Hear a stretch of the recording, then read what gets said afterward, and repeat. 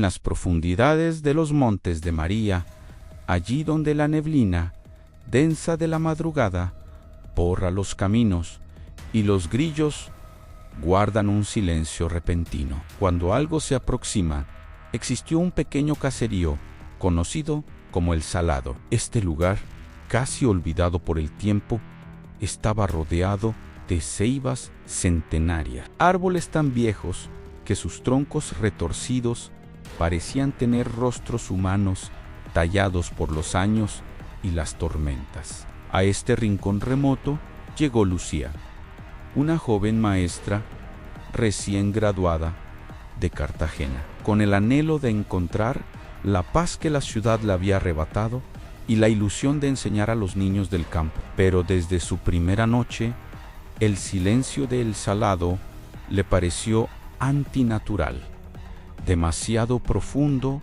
y pesado, como si el aire mismo estuviera habitado por algo más que sus escasos pobladores. Era un silencio que no traía calma, sino una inquietud que se le metía bajo la piel. Los habitantes del pueblo, gente de pocas palabras y miradas profundas, no tardaron en advertir, con voces apenas audibles, como si temieran que sus propias palabras atrajeran aquello que nombraban. Le decían Amprofe.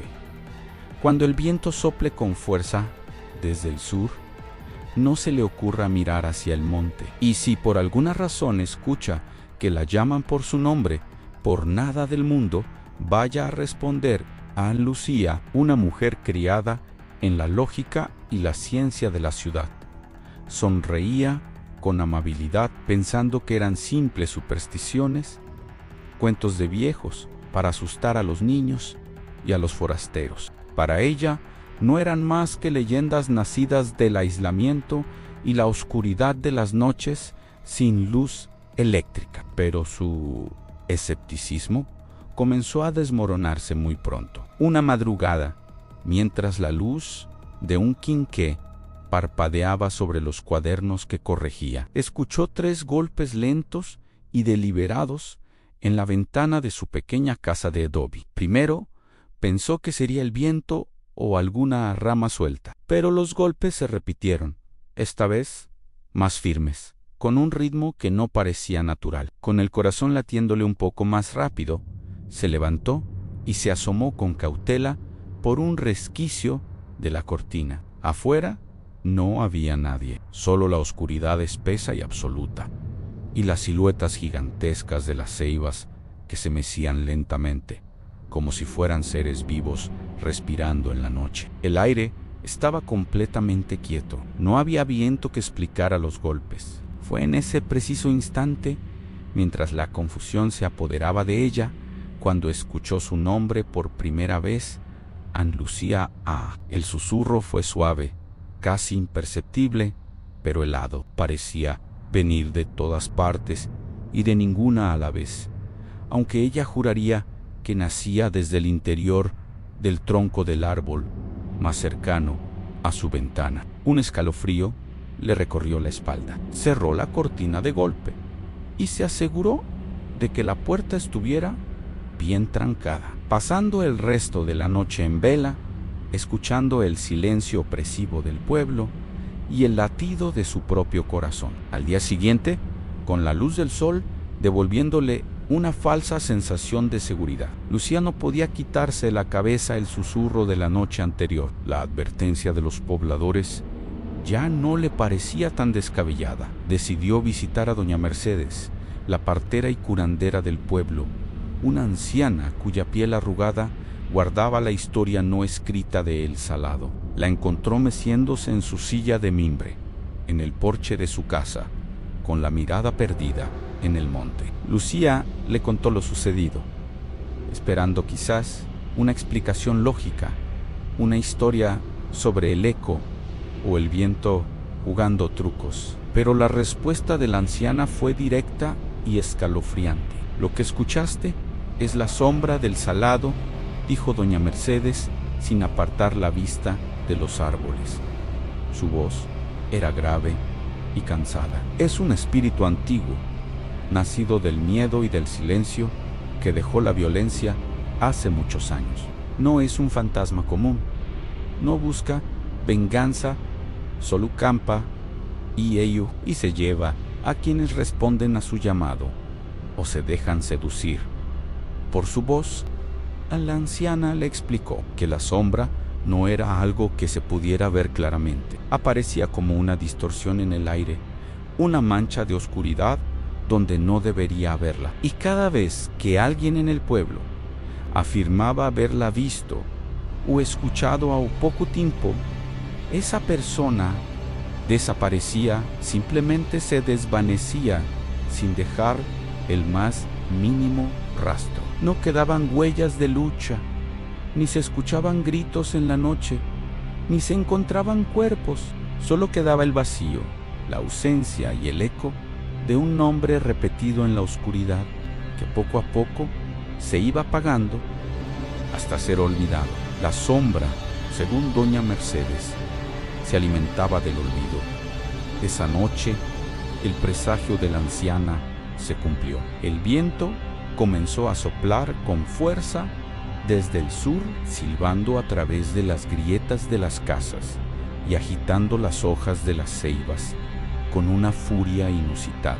Lucía, a pesar del miedo, intentó dormir, convenciéndose a sí misma de que todo era producto de la sugestión. Pero un frío anormal la despertó en mitad de la noche. Abrió los ojos y, en la penumbra de su cuarto, sintió una presencia.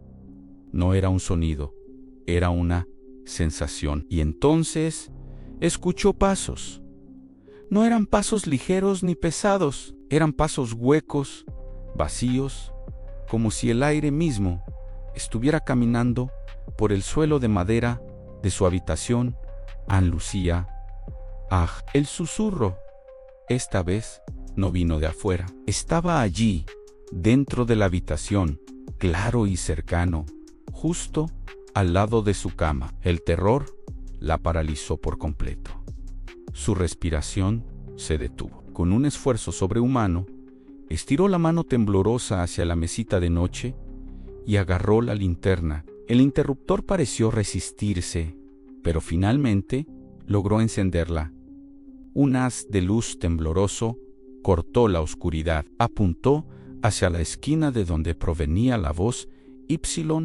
Allí estaba. La luz reveló una figura alta y delgada, completamente negra, pero sin una forma definida. Era como observar la sombra de una persona que no estaba allí, una silueta hecha de pura oscuridad que absorbía la luz en lugar de reflejarla. No tenía rostro, pero en el lugar donde deberían estar los ojos, había dos huecos alargados y profundos, como dos pozos de agua turbia y estancada que parecían mirarla fijamente. No había malicia en ellos, solo un vacío infinito y una tristeza abrumadora. La sombra avanzó hacia ella, sin hacer ruido, deslizándose por el suelo. Estiró unos brazos que eran imposibles, largos y delgados como ramas secas, que se alargaban más y más a medida que se acercaban a ella. El pánico finalmente rompió su parálisis. Lucía saltó de la cama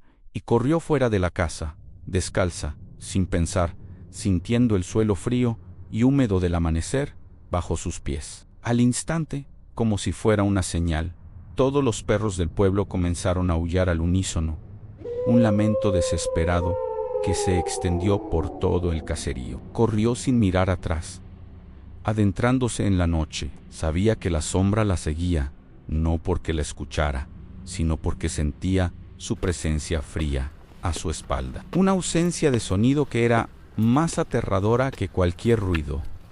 El monte, con su oscuridad impenetrable, la recibió. Las ramas de las ceibas parecían apartarse a su paso, como si le estuvieran abriendo un camino, invitándola a entrar en sus profundidades. Por un momento, pensó que allí estaría a salvo, que podría esconderse entre la maleza. Pero entonces la voz de doña Mercedes resonó en su mente en sí. Entras al monte, huyendo de ella. Ya no regresas. Lucía se detuvo en seco, justo en el borde del bosque. Su corazón martillaba en su pecho. Con el último aliento de valentía que le quedaba, giró lentamente y la vio en la sombra. Estaba frente a ella, a pocos metros, inmóvil. Ya no la perseguía, simplemente esperaba, como si supiera que la carrera había terminado, como si entendiera que ya no había escapatoria. El monte a su espalda y la sombra frente a ella. Estaba atrapada. La figura oscura inclinó su cabeza sin rostro y Lucía sintió que, de alguna manera, le estaba ofreciendo su última lección. Una lección sobre el silencio, el miedo y el olvido. A la mañana siguiente, los niños de la escuela llegaron puntuales. Como cada día, encontraron la puerta de la pequeña escuela abierta. Sobre la mesa de la maestra, los cuadernos estaban perfectamente apilados y corregidos con tinta roja. Todo estaba en su lugar, en un orden impecable y silencioso. Todo excepto la presencia de su maestra. Lucía había desaparecido. Los pobladores la buscaron durante días.